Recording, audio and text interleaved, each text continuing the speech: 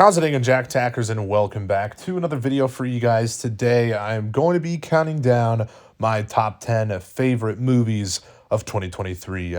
Overall, I thought it was a pretty solid year for movies. There were a lot of good ones, and we'll be talking about them in this video. But, of course, before we get into this, I should mention I haven't seen every single movie that has come out this year. The major one that I didn't get around to seeing was Killers of the Flower Moon, the new Martin Scorsese film.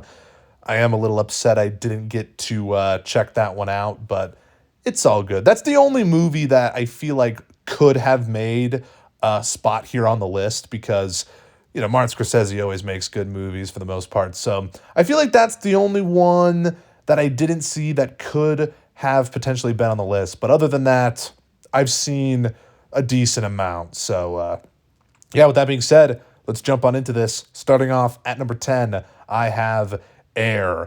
And I really enjoyed this one, actually. It was pretty interesting. I didn't expect for a movie like this to be this interesting. And I think the main reason why I enjoyed this movie so much was the cast. You have Ben Affleck in here, who's also the director, by the way, and he was did a fantastic job. You have Matt Damon, Jason Bateman, Viola Davis. They're all wonderful in the film. And this film's also just very inspiring, super motivational, kind of, because it's kind of one of those underdog stories where they sort of achieve the impossible. And it's got some fun 80s vibes as well, and a great soundtrack, so that's always fun. And yeah, just a really solid movie, really enjoyable movie, and definitely deserves a spot here on the list. But moving on to number 9, I have The Iron Claw, a movie I just saw a few days ago, and it really blew me away. I mean, I hadn't really heard much about this film going into it, other than the fact that it's kind of like a wrestling movie, and Zac Efron was in it in a bit more of a dramatic role, and he's kind of been in some dramatic films before, but not really. I mean, we kind of know him originally as the High School Musical guy, and then he kind of did raunchy comedies with Seth Rogen in the Neighbors movies. And now he's doing super dramatic performances. And my God, Zac Efron is surprisingly good in this movie, as well as Jeremy Allen White. He's also in the film. Just great performances all throughout. But this movie broke me. I mean, it is sad. I teared up a little bit while watching it. And, I don't even have like a brother, but if you have a brother and you watched this movie, man, it's just going to hurt you. I mean, I can only imagine because it's about, brotherhood and all that. And, it's just, I don't want to spoil anything, but it's depressing. And if you're kind of into that sort of thing and you need a good cry, well, then watch this movie. But it's just a really well done film overall, man. I mean, the editing was really solid. Also, pretty good soundtrack as well. And it was really well done and definitely deserves a spot here on the list. And I'm surprised. It's one of the bigger surprises of the year for me. Anyways, moving on to number 8, I have Across the Spider-Verse, my favorite comic book movie of the year. And I will say, there were a few other comic book films I saw this year that almost made it on the list. Guardians of the Galaxy Volume 3 was pretty good. I even liked Blue Beetle. But Across the Spider-Verse, it was really great. I mean, it really was. I do have a few negatives with it. If you watched my review, you'll know. But it's still good. It's definitely part 1 of a 2-part story. So I'm interested to see where Beyond the Spider-Verse takes us. But it's a really solid film. Animation is still phenomenal. There's great action sequences in here, a lot of emotional moments, and just a lot of cool Easter eggs and surprises in the film that I was just really happy that they actually included certain things in the movie. And it was great. I had a blast with the film. Really good movie.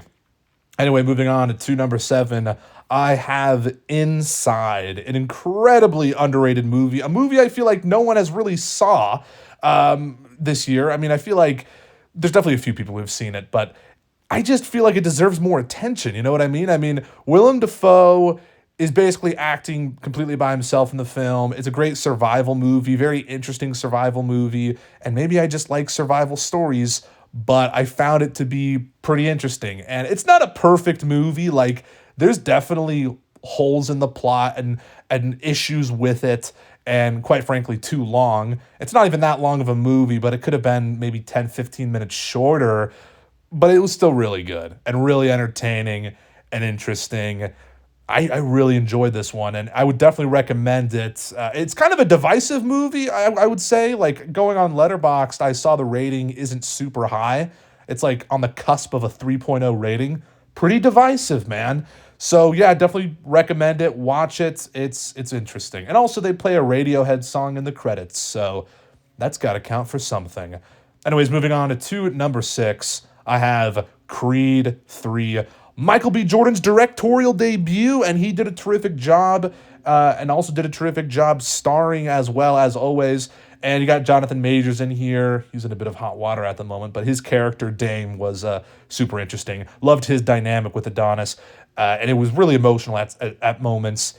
And also, I think the fight sequences in this movie were very different from other Rocky and Creed movies. I think a lot of that has to do with Michael B. Jordan's directing.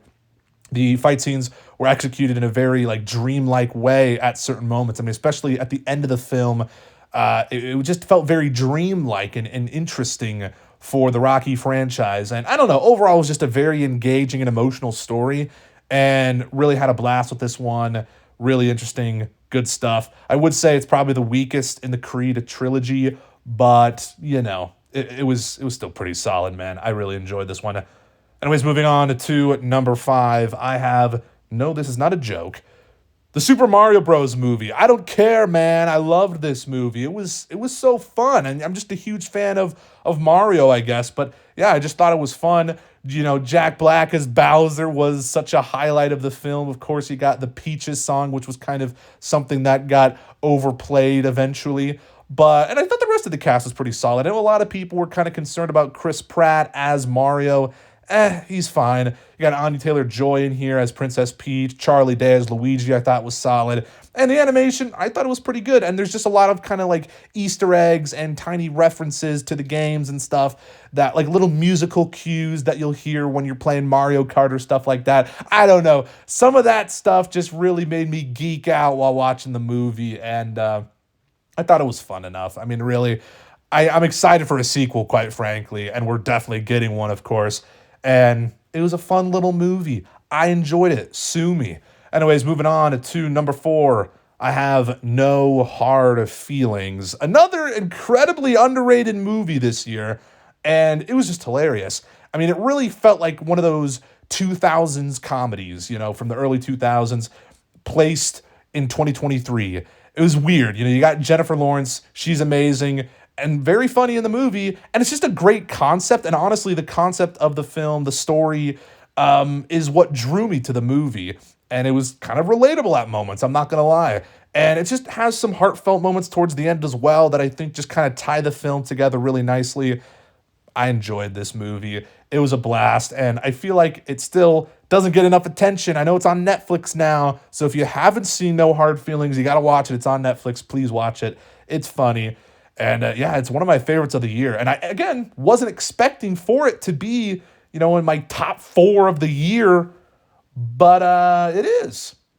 Anyways, moving on to the top 3, which these top 3 are like really solid, man. I mean, really, really good. But at number 3, I have Blackberry. I've been saying this the whole time, but another kind of underrated, overlooked movie that I feel like not enough people have checked out. More people should see this film. It was very interesting and funny, weirdly enough, and also tragic. I mean, if you know anything about BlackBerry, the phone, well, you'll know the kind of downward trajectory of that product overall as, you know, time passed on. And it's also got a great soundtrack. There's a Strokes song in here. Love the Strokes. And, you know, Waterloo Sunset, that's another great song. I don't know. It was just a really interesting movie, though. And some great performances as well, I thought. And I don't know. I really did enjoy this one. I wasn't expecting to enjoy this as much as I did. But, again, more people should check it out. Anyways, moving on to number 2, I have John Wick Chapter 4. Of course, did a whole review for this movie when it came out, and it's just incredible. And it might be my favorite John Wick film.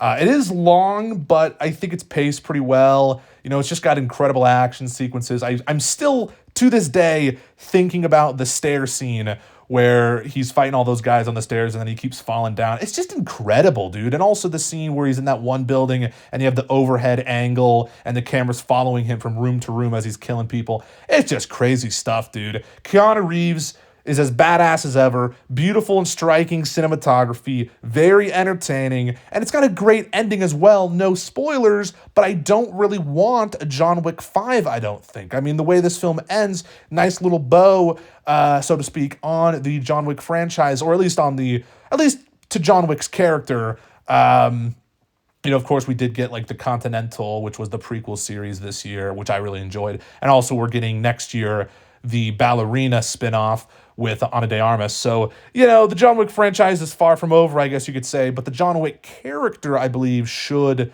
probably be put to rest. But really great movie. I mean, a really great movie. It definitely deserves to be this high on this list, in my opinion.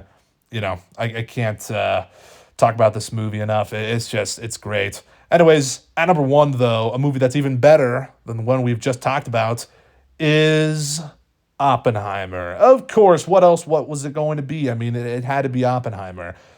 Speechless, quite frankly. I mean, it's just really damn good. So amazing. Cillian Murphy and the rest of the cast were just great. RDJ, he's great. It's a very heavy film as well. You got an outstanding score that still gives me goosebumps. I mean, it's one of Ludwig Göransson's, if that's how you pronounce his name. It's one of his best scores, without a doubt. And it's one of Cillian Murphy's best films, and it's one of Christopher Nolan's best films. It's just amazing. I don't know, man. I'm so glad that it got so much money at the box office, of course, with the whole Barbenheimer phenomenon. I'm just really glad that it made almost $1 billion at the box office. Pretty incredible for a movie that's 3 hours long and, a historical biopic, because you wouldn't suspect a movie like that to earn almost $1 billion, which is pretty impeccable, quite frankly. So there you guys go. That is my top 10 favorite movies of the year. A lot of other good movies as well, but that's just my top 10. And I feel pretty good about it, I'm not going to lie. I'm sure there's a few hot takes in here, but hey, man, whatever. But yeah, let me hear your favorite movies of the year down in the comments below. Super curious to see what you guys have to say. And if you liked this video, make sure to give it a thumbs up, subscribe if you're new, and I'll see you guys in the next one in the new year. Or I guess this movie or this video will already be out in the new year. But stay tuned, I guess. Anyway. Peace.